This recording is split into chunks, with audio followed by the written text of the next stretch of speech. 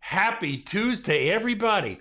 My name is Andy Elliott. I'm a realtor here in Williamson County, Tennessee, and I am with my best buddy, Rodney Wilds, who is a loan officer, strange match, also in Williamson County, Tennessee. Rodney, how are you today, bud?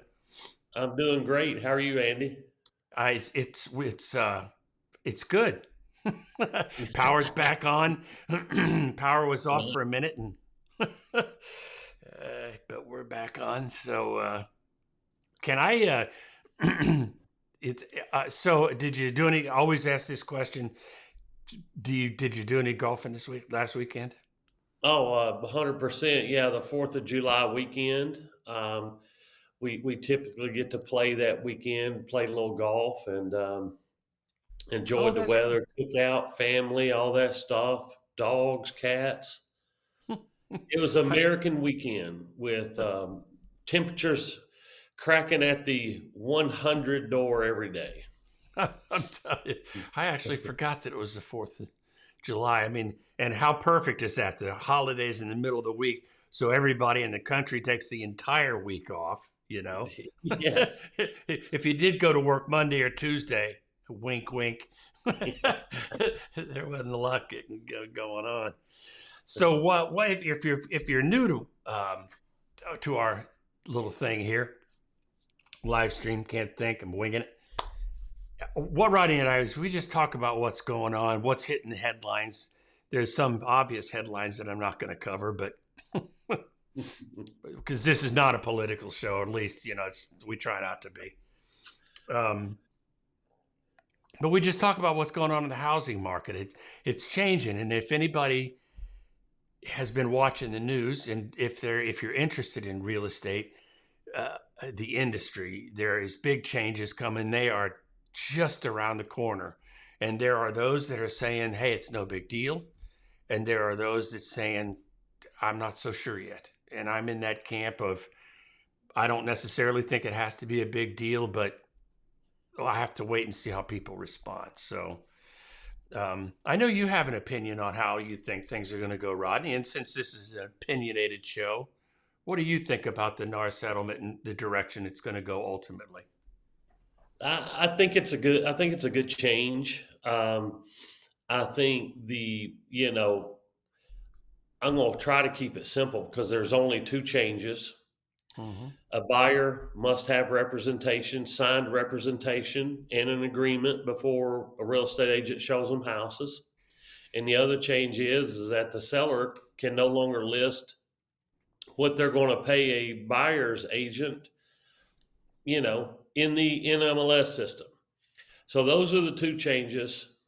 There is a box in that system that's going to take care of the majority of the deals. So I think it's going to be a lot of status quo, but I think what we'll see, like we've talked about, is 10,000 different ways to get there. Yeah. Like since, and I think it's a tough change for buyers agents as well. I think they're really going to have to do their due diligence on, getting a contract signed, expressing how they're going to benefit the person they're helping, and just be a little bit more clear about that. And not everybody's okay with tooting their horn and saying, "Oh, this is what I do. This is what." Not everybody's like that, but they're going to have to do some form of that to show their value because they do so much. The real estate agent does a ton for the buyer, and it's not always been expressed. It's a lot of it's behind the scenes. And things like that. So I think it's going to be overall, I think at the end of it, it's going to be a good change. But I think it's going to be one that's I think we're going to see some wild stuff too. Pretty funny stuff coming down the path. I can't wait till I see my first chicken. I just want to see my first chicken. Meaning, I don't know, somebody's going to give them a chicken coop and 20 chickens if they represent them. You're going to see it. So it's pretty cool. And that's negotiated down from 27 chickens. That's right. It came with a coop instead, yes. That's, there are some people that absolutely love that line of yours, and I'll keep that to myself. They'll tell you who they are. That being said, the reason I bring that up is there is, again, I think 10,000 ways that people are going to get to the same spot. I couldn't agree more. But what's happening in the market is it's uncertain. We've got low inventory. Inventory is starting to grow, and everybody says, "Oh, that's a good thing," and it is, except for the reason that we have more inventory is fewer homes are selling. So that's not a good thing, and it's just back and forth. And what I'm saying is, the economy goes, at least as far as housing, probably more generalized than that. But as the consumer's attitude goes, so does the market. If people are confused, I think if they're like me, I don't act. If I'm confused, I hold off reservations. And so the first thing I wanted to talk about, and I'm kind of, I thought this was interesting when I found this.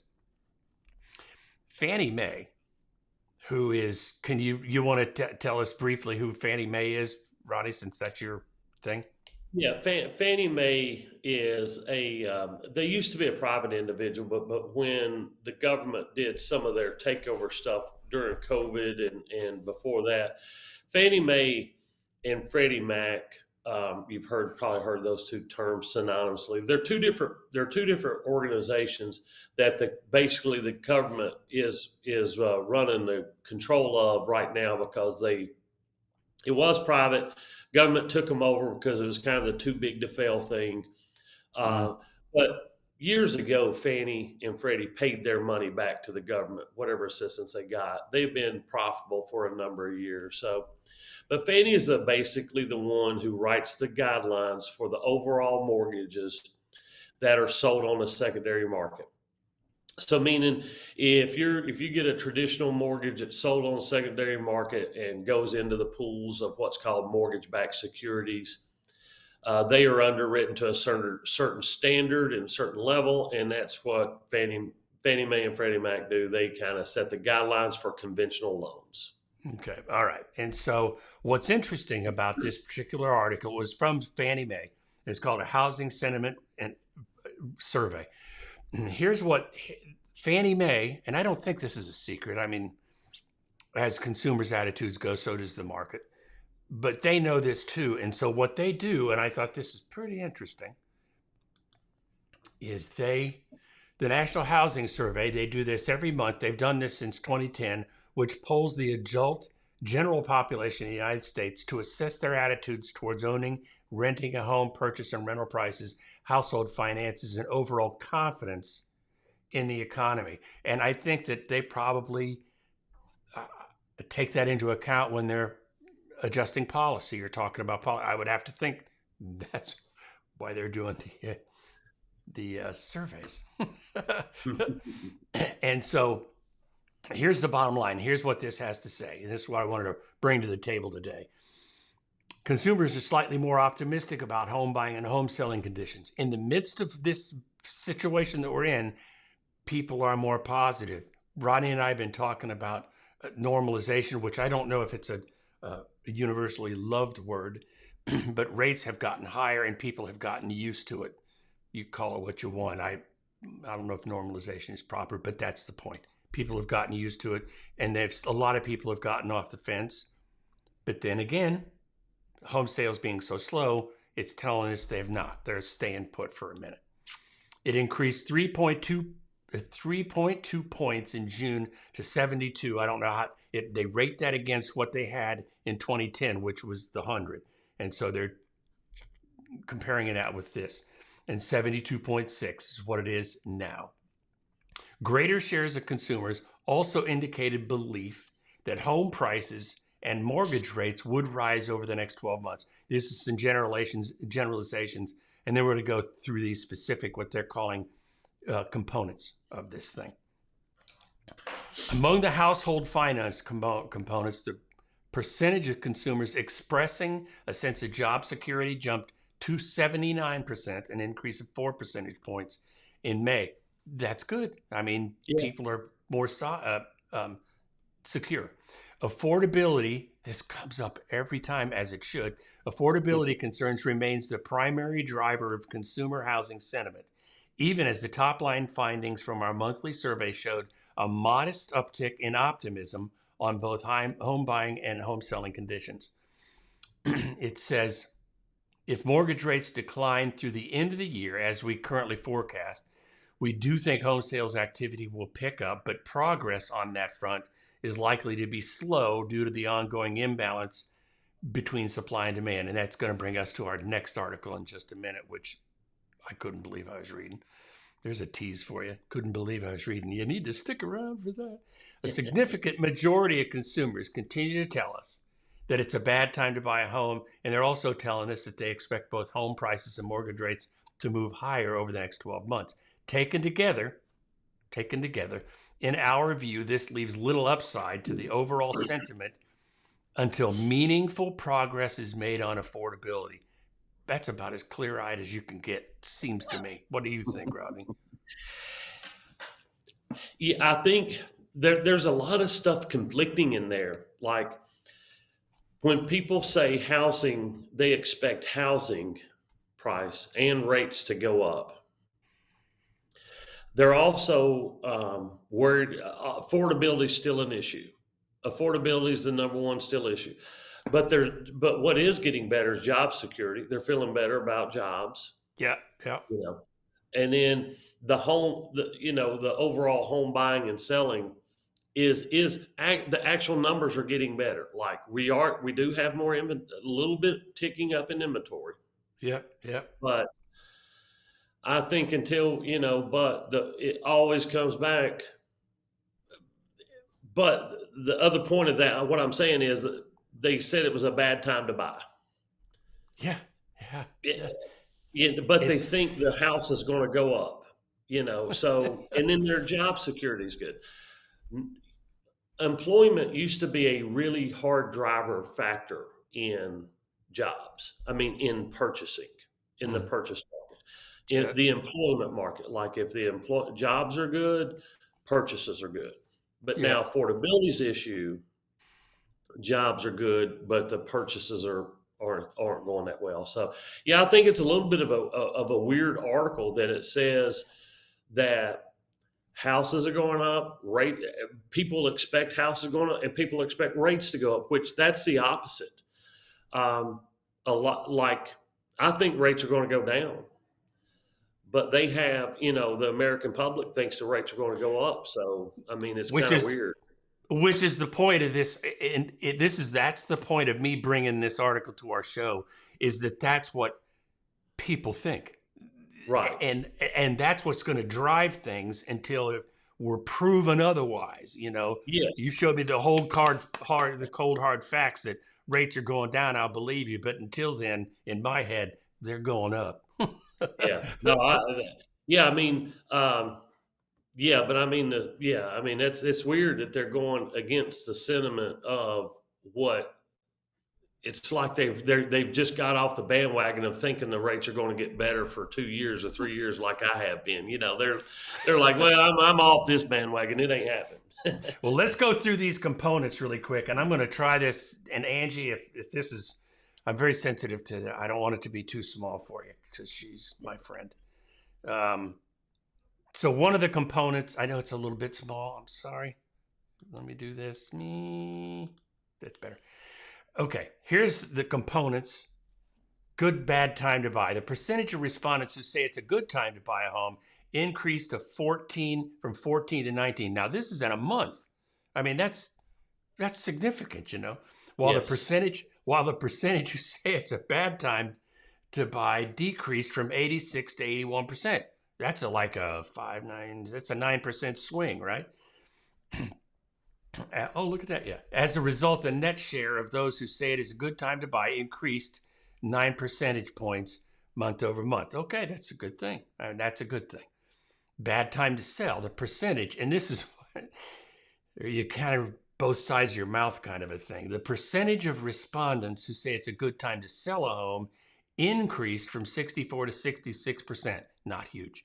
While the percentage who say it's a bad time to sell decreased from 35 to 33. Not a big deal. As a result, the net share obviously was 4%. So on the good time, bad time to sell, it's almost like equilibrium, wouldn't you say? I mean, that's pretty close. Right. Yeah. I mean, 2%, geez. Mortgage rate expectation. She just, thanks. Thanks a lot. Angie was, anyway. Home price expectations. The percentage of respondents who say home prices will go up the next 12 months increased 42 to 45%, while the percentage who say home prices will go down decreased from 18 to 17%. Interesting. The share who think home prices will stay the same decreased from 40 to 36%.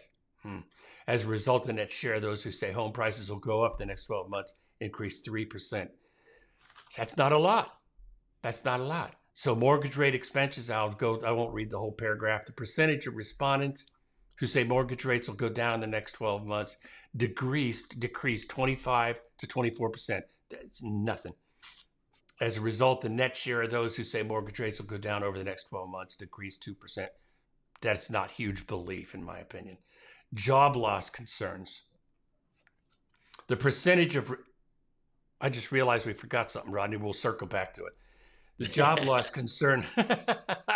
The percentage of respondents who say they're not concerned about losing their job in the next 12 months increased from 75 to 79%. That's good. While the percentage who say they are concerned decreased from 24 to 20, that's good. As a result, the net share so they're not concerned losing their job increased 8%. That's good. That's good. Last one, household income. Percentage of respondents who say the household income is significantly higher than it was 12 months ago decreased 20% to 16%, not good. While the percentage who say their household income is significantly lower decreased from 12 to 10%. The percentage who say their income is about the same, 67 to 72.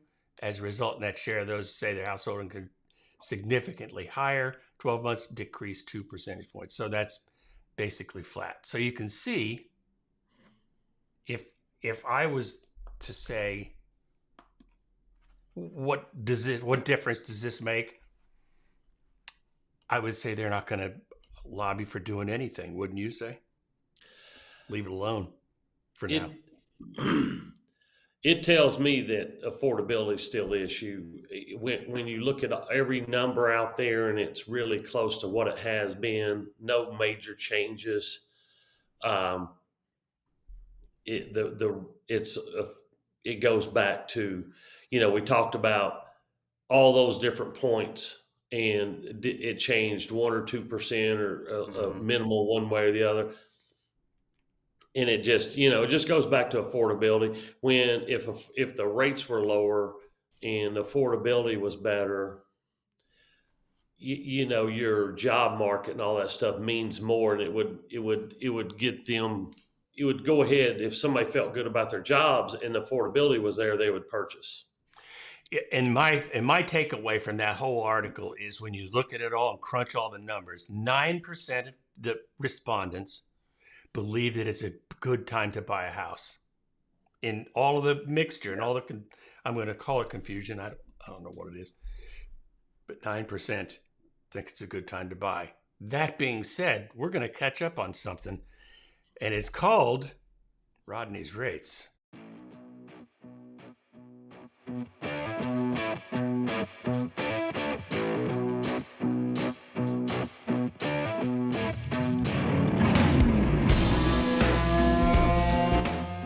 There we go. All right.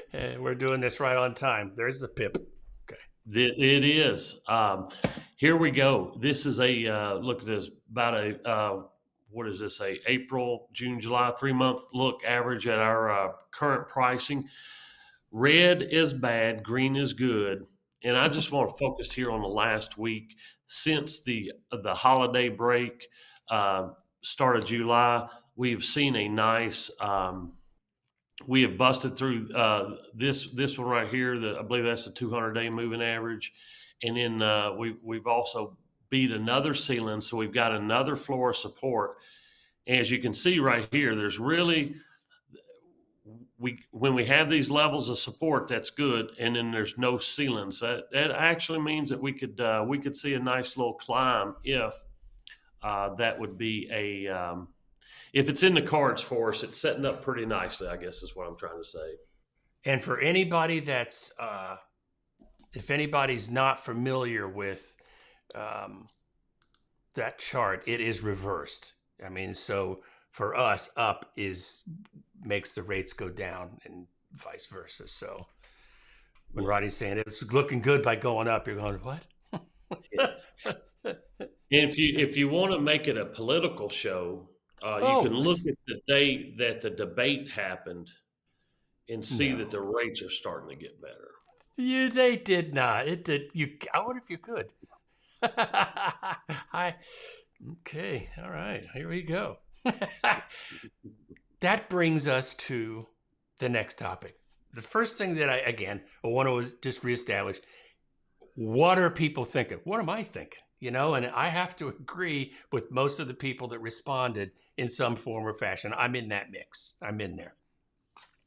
The next thing that happened is that we've got, and this is just a few days ago, there was an economist from Citibank that said, get this, the Fed could slash rates by 200 points, that's 2 full interest rate points, isn't that correct, I think, over 8 straight meetings as the economy heads for a sharper downtrend, Citi says.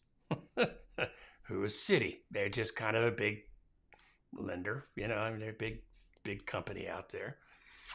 But here's what he says, and his name is Hollenhorst. Mr. Holland says, this article says, get ready for a bonanza of rate cuts from the Federal Reserve that starts in a few months and extends all the way into next summer, according to analyst Citi Research. Now, that's a pretty declarative statement, wouldn't you say? Yes, it is. They're pretty confident, and they went ahead and went with 8 cuts instead of 1. We haven't gotten our first one yet, but they went ahead and went with 8. But I'm almost with them. I don't know if it's going to be 8 straight.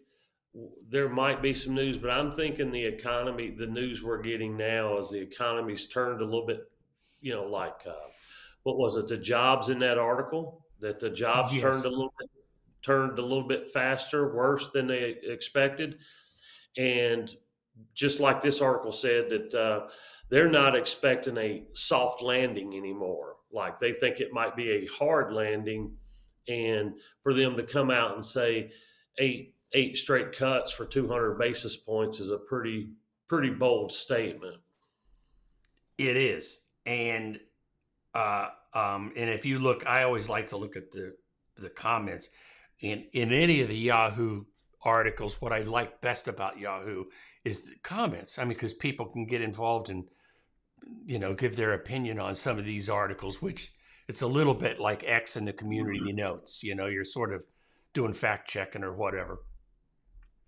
And you've been saying, everybody's been saying, if they start to cut rates and if the interest rates for mortgages follow suit, all of a sudden, what do you think is going to happen? I think we'll have I think we could start seeing I'm hoping we see a more balanced market, because I think when rates go down, I think it's when our pent up demand is going to come. That people will be, there will be a lot of people entering the market that are selling a house and buying a house. Yes. And so in a note on Friday, and I agree with that. I got more to say about that in a minute. In a note on Friday, the bank cited fresh signs of a slowing economy, and it clearly has been, so they're saying. They think, in its view, the Fed will trim rates by 25 basis points. That will lower the benchmark rate by a whopping 200 points, or from 5.25, 5.5 to 3.25, 3.5, or to remain for the rest of 2025. So it'd take us a long time to get there. The economy has cooled off from its heady pace, with inflation resuming its slowdown after some expected stickiness, because it it's stuck around forever. And I think that with unemployment ticking up just a little bit, that's what got everybody's attention. That's what you were saying earlier, right? Exactly. Because people start losing jobs, things are slowing down. And what they've got to do is balance this rate cut with people losing work. I mean, that's tough. The data, along with the dovish comments from the Fed chair, Jay Powell, on Tuesday, was that last week? Suggests the first rate cut will very likely come in September. A continued softening of activity will provide cuts at each of the subsequent 7 Fed meetings in our base case, they predicted. Jeez Louise, that's a lot. That's a lot. Bonanza. It's a bonanza of cuts. A bonanza. Then he goes on to talk about payroll data is likely skewed to the upside, leaving the unemployment rate, which is derived from a separate survey, as a more important metric. It's called the SOM rule. And if you've never heard of that, I certainly never have. But the calculation on the SOM rule compares the 3-month moving average of the national unemployment rate to its lowest point over the previous 12 months. A trigger: if the unemployment rate rises 0.5% or more from its low during the past year, it signals a potential recession. So this guy is talking about the possibilities of a recession. Did you see that in there? Mm-hmm. Well, yes, I thought it would. I thought he was saying recession, a hard landing, all that was. I don't see that. I mean, it's taken them forever to slow the. The economy's just not slowing down like they had wanted it to. So yeah, and they characterize this fella, and this isn't a judgment. They're just everybody has their tendencies, but Hollenhorst has been a relative contrarian this year by maintaining a dimmer view on the economy, even as Wall Street consensus shifted to the soft landing. Because we haven't, other than this one, talking about recession, I haven't heard the R word mentioned in half a year. Right. Now, it's been soft landing. We're in a soft landing the whole time. Not even a hard landing. Yeah, they went from hard landing, soft landing to hard landing and recession. Yeah.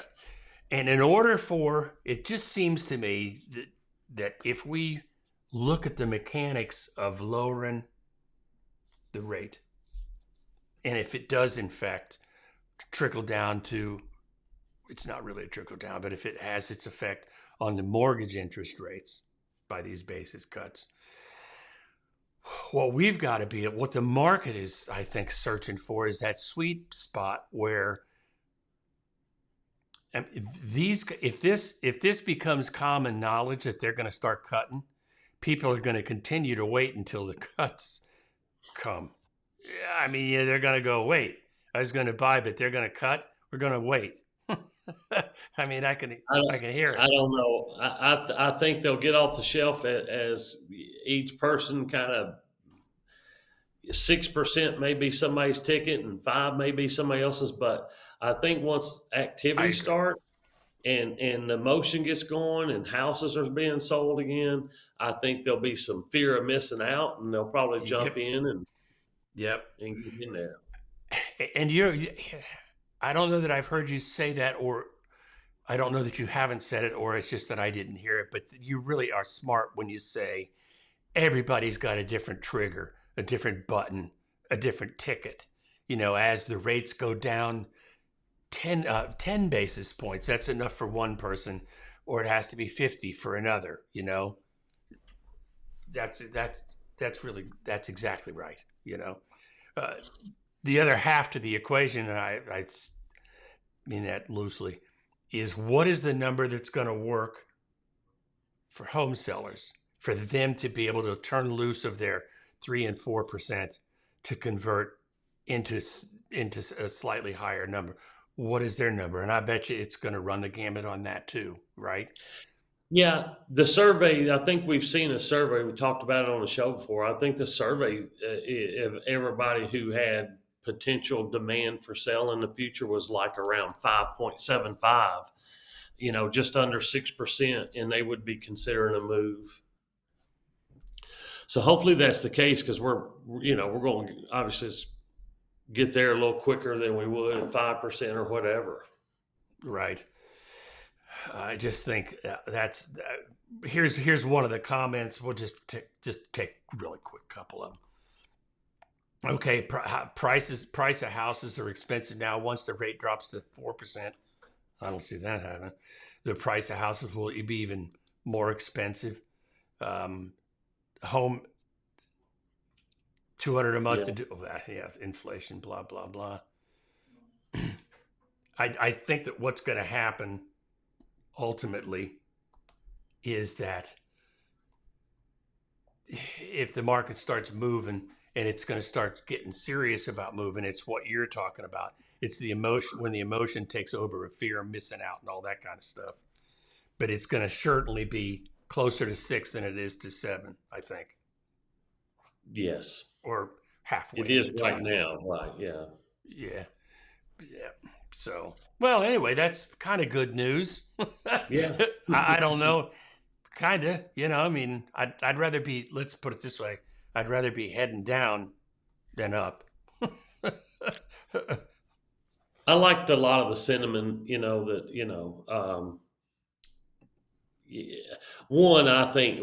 tend to think that the Feds, with the increasing number of what they've always said their target inflation is, what the mechanics of our economy is doing, I think we're on our road to starting having some consistent cuts. I don't know if it's 8, but yeah, and it might be, but I think once things get going, it'll be good. Yeah, and who cares if it's 8? I mean, just the idea that things are getting to the point where they can. I call it an improvement, but what they're trying to do is stave off more problems, right? I mean, we don't want the economy to slow down too much, so it's sort of it's good that the rates are going down, but I don't know that I don't want the economy being slower. I don't know how to, at any rate. Yeah. All right. So I'm going to shift gears here because we talk about the Fed and we've talked about how people's opinions and stuff. I'm going to make things just kind of local. Now, this is just to Williamson County, so we won't spend a bunch of time. But one of the things that brought me to Tennessee, number one, was the music. I mean, and I was ready to leave Colorado. But one of the things that was very appealing to me and my second wife was I didn't know how to get out of that. There's no hi Susan. There was no state tax, and there was just a lot of things that I liked about Tennessee. Music was really kind of the number one in the community because we didn't know anything about it before we moved here, but we had a sense that it was going to be good. But it was the no state income tax that appealed to us first off when we got here. And are you a native here, Rodney? I don't even know that. Are you native? I am. I was born in Kingsport, Tennessee, but I moved here when I was 9. Really? You mean Williamson County? Yes. Oh, Davidson okay. Davidson County first, and then Williamson County. Okay, so you are native. I'm surprised I don't offend you more often. Being an out-of-towner. I don't know. People tend to hang on to that. You've been here for what, almost 20 years or something, and still call yourself that? I mean, I do. Yeah. Sometime it's going to be home. I don't know when it's going to click for you, but yeah, I have. It's home. It is. Well, the thing is, okay, so we moved here, and within just a few months, I felt at home. And I mean, that was the reason that we stayed, because we had options, still do. But we had options. And one of the things that I've noticed as the years have gone on, is that Williamson County, Franklin, and Brentwood, I don't know so much about the other cities on a micro level, but the city elders really take good care of the county and those 2 cities that I know about, meaning Franklin and Brentwood, because I live in Brentwood.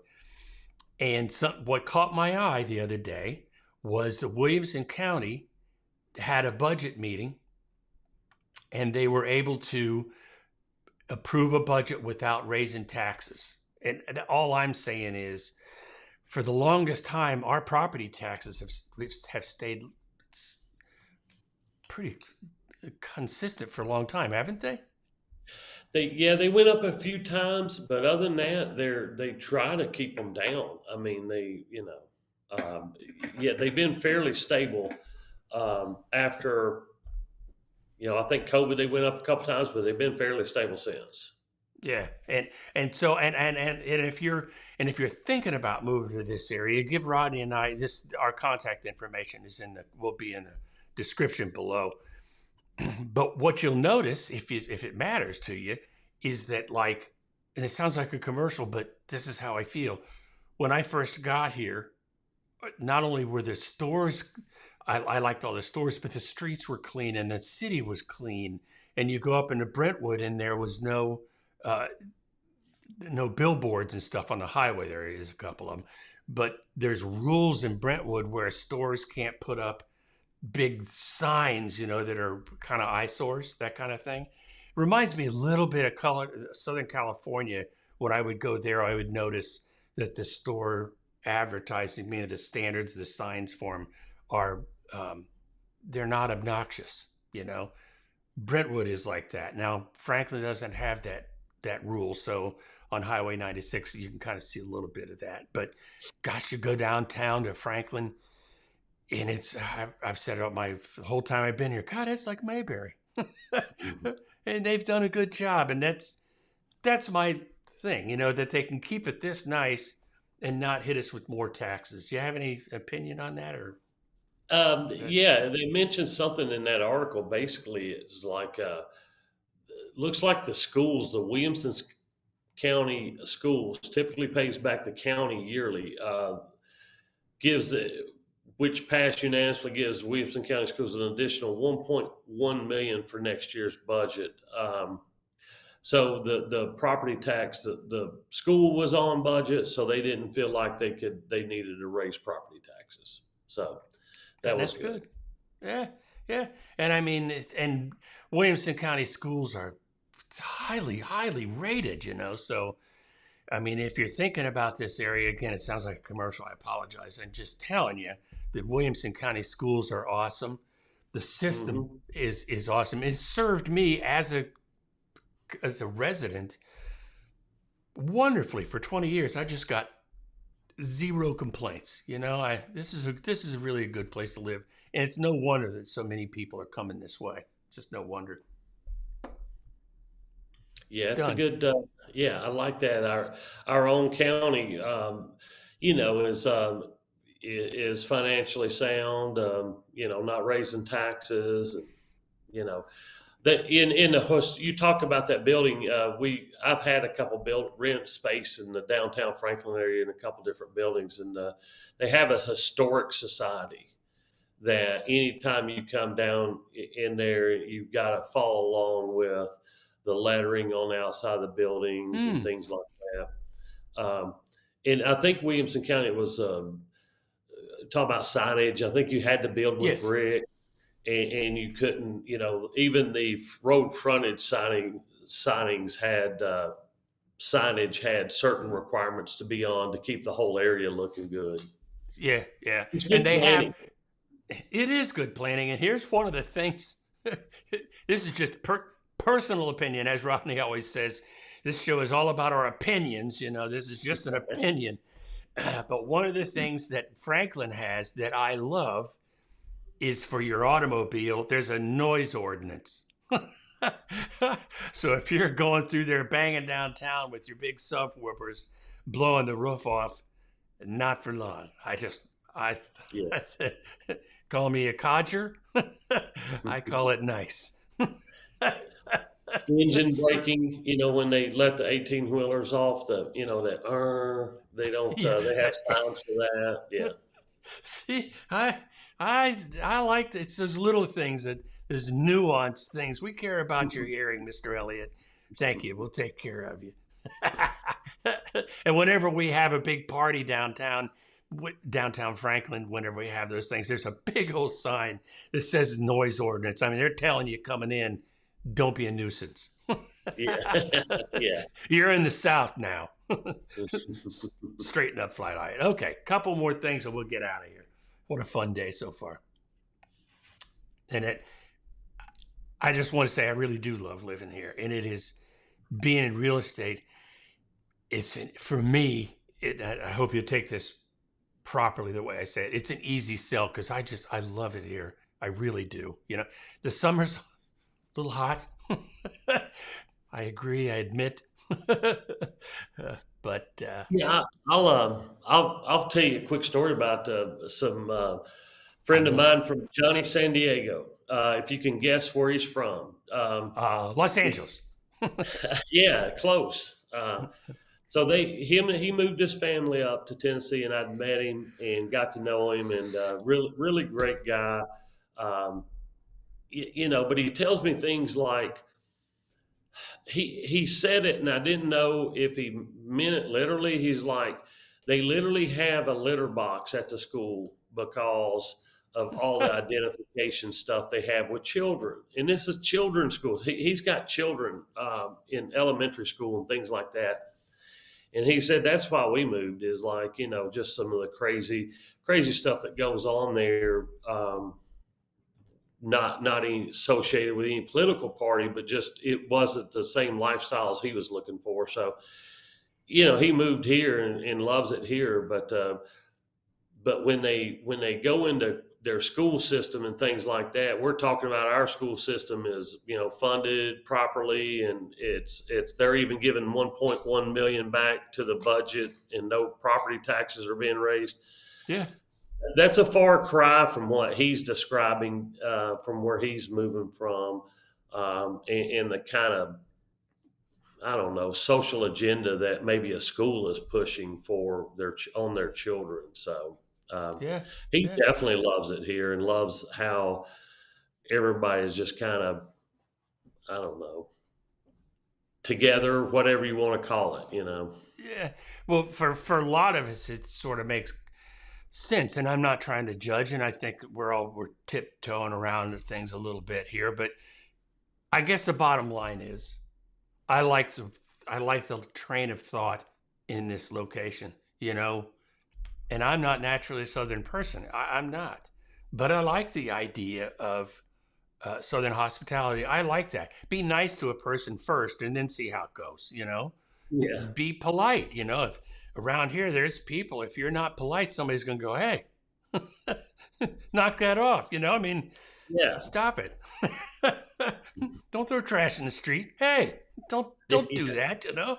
And I like that accountability. And it's kind of like being polite and being accountable. That's enough. We go on there, but great example. And we could go on, but we won't. Yeah. All right. Couple of other things, and then we'll get out of here. Oh, this is new information. Bing. I didn't know that. They put a litter box in a room and you know, I mean, identify. Yeah. I mean, that's, that's amazing. That's nice. I didn't know that. Okay. Just a couple other things. We'll be real quick on this. All right. So the NAR settlement's coming. And I mean, it's 1 month, it's 5 weeks away. I'm going to say 5 weeks. It's 17th is when everything actually hits and lands and is official. And this article I thought was kind of interesting. And it goes along the lines of what Rodney was saying, and I think this is a brilliant summation. It's going to blow things enough to where there's going to be 10,000 versions of getting to the same place. And ultimately, in a year from now, we'll figure out the 12 that work, you know, because there'll be all kinds of stuff. So here's the implications. The article is Real Estate Tsunami. It's a bit much, but not that much. Seizing opportunities post-NAR settlement. I just thought this was interesting. The implications for the real estate industry is increased transparency and competition.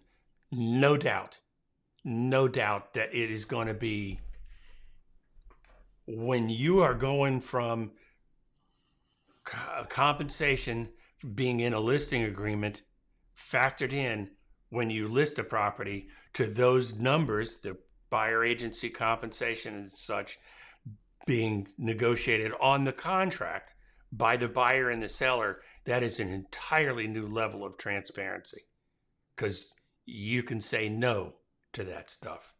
Of course, the buyer can say no to buying the house. So that's where this 10,000 different ways to get there is going to come in. The settlement is expected to address the need for greater transparency in broker commissions. It's going to do that. Potentially mandating changes that make the cost associated with buying and selling properties more apparent to consumers. It's going to do that. There are people that have said, and I've got this article queued up for us one of these days, is how do agents get paid, but it's going to be past its prime here in about 5 weeks. The reason I bring that up is a lot of people don't actually know the structure on how that happens. This increased clarity is overall anticipated to foster a competitive environment where efficiency and value come to the forefront. I'm going to give you one example.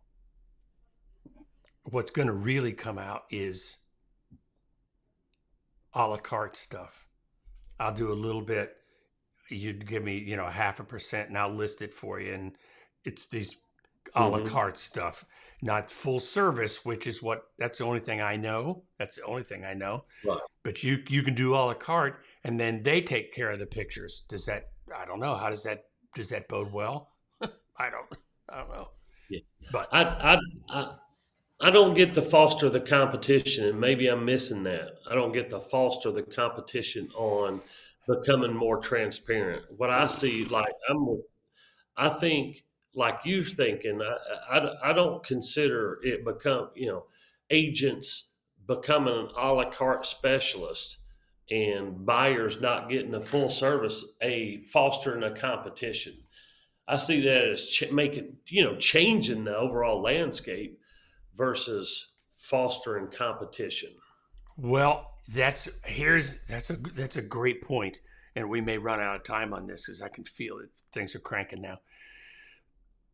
Fostering competition, in my view, as a buyer's agent, there's an expectation of what you're going to try to earn the most you can on a house. I mean, that's kind of human nature, right? But there's going to be, the competition is going to be, I'll help you buy a house for 1% instead of 3%. The competition, it's going to be, what I'm saying, dog eat dog. It's going to be dog eat dog for a while. It's going to be. What's sad about that, and you probably have jumped ahead on me on this, that's all of a sudden people are buying services based on price as opposed to what the end goal is, and that's being protected. Because in the end, you want to be able to buy a house, and I don't mean to be trite, but let's close the house and not have any lawsuits follow. Yeah. Yeah. Yeah, it's just it's going to be interesting. It's going to be interesting. But you're trying to say something, and it sounds like you're trying to not say something. No, I just don't agree with the foster the competition thing. I think that it's going to create a bunch of different things, but when it goes a la carte and people are getting less services, I don't think that's fostering competition. I think that's just going to be a byproduct of this settlement. So you see that as just a menu of services is what you see it as. I see it kind of messing up it kind of being something that's going to be thrown in, to mess the service up, because it's like, there's not a single deal that I ever see that a real estate agent only needs to give half their attention to. You know what I'm saying? I mean, I don't see that. It's either I see real estate agents working the deal from start to finish and making it work. I don't know how you say, well, I'm only going to write a contract and never see again, or whatever the service is. I'm not that, in that role. So that's Foster, that I'm just stuck on the article the way it's worded. You know how I get stuck sometimes. But yeah, I just don't agree with that positioning. I think it's fostering competition. Yeah, if you're calling competition everything, turning it on its end, it might, but that's not what I'm talking about. That's interesting. I have to think about that more. So the next implication is adapting to consumer-centric models. That's just what we're talking about. Us agents are going to have to respond to what the public wants. It's that Right. it's that simple. The customer is always right based on if you want to work with them. They may not actually be right, but you're going to be agreeable if you want to work with them and get a contract. They're talking about in this article technological shifts. Well, there's been companies trying to make these technological shifts for 10 years. It seems like, the Zillow Yes. and some of these other companies, they've been trying to cut the buyer agent out for as long as I can remember. I mean, in this, I wish I could settle on how this is going to affect that kind of a business model. I just can't get my head around that yet. I just can't. Well, it's you're talking about like the AI part and all the Yeah. It said, I'll read this bottom thing here. It says technology, overall AI and blockchain technology has the potential to revolutionize the transaction process, making it faster, more secure, and less costly. From automating paperwork to ensuring the integrity of transaction records. But this is not, that is like, that's not what I'm talking about. I'm talking about where the agent is actually talking to the seller saying, I know there's a terrible home inspection. We're asking for these 3 things, not 30 or whatever. That's still the stuff that can't get lost in the transaction in these a la carte things. Because to me, you guys holding these deals together, working through all the problems that can come up in a transaction. Yeah.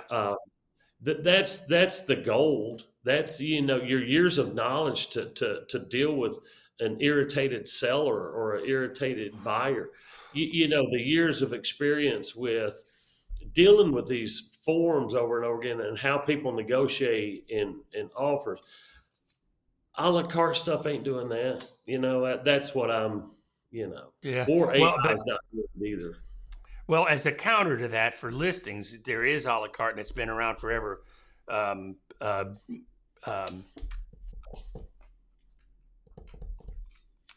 um, what was her name? Kit The name of the Papel? Yeah, Kit. Yes. That and there's been a number of agents that do that, list for like X number of dollars as long as I get to buy side. I mean, what's going to happen to that? I mean, that's going to make a contract pretty easy for them to write, because look, the only way I could sell your house for $12 is to get the buy side. So here's the buyer representation agreement up front and etched in gold, right? You know what I mean? Right. So for them, there's that value of selling your house cheaply to get on the other side. I think